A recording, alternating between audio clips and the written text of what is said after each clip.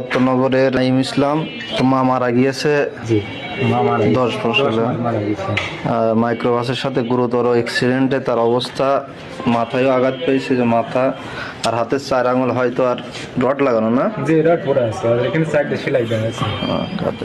তো আপনার সাইফুল ভাই যখন আমার হোয়াটসঅ্যাপে নক করে, তো বিষয়টা জানানোর পর আমার বিভিন্ন প্রবাসী ও বিভিন্ন শুভাকাঙ্ক্ষী ভাই, তার ভিতরে পোল্যান্ড প্রবাসী অনিক ভাই, সৌদি প্রবাসী সাঙ্গীর ভাই ও অনেক প্রবাসী ভাই ও চাকরিজীবী ভাইরা যে টাকাটা পাঠাইছিল, টোটাল কালেকশন করে আপনার 5300 টাকা হয়েছে। তো সেই টাকাটা আমি মানে ছেলের বাবার হাতে তুলে দেবো, আপনি একটু এই টাকাটা একটু গুনে নেন, 5300 টাকা আছে কিনা এই টাকাটা একটু।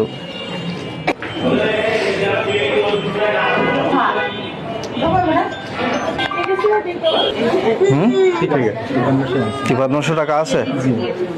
আপনারা সবাই এই ছোট্ট ছেলে নাইম ইসলামের জন্য একটু দোয়া করবেন, সে যেন সুস্থ হয়ে আবার আমাদের মাঝে ফিরে আসতে পারে, খেলাধুলা করতে পারে। আসলে মাহিন এই ছেলেটার কি বলবো, একটা গুরুতর অ্যাক্সিডেন্ট,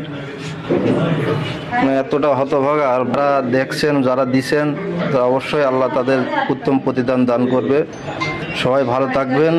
আর ছোট্ট ছেলে নাইম ইসলামের জন্য আপনারা সবাই একটু দোয়া করবেন। আর তুমি কিছু বলবা?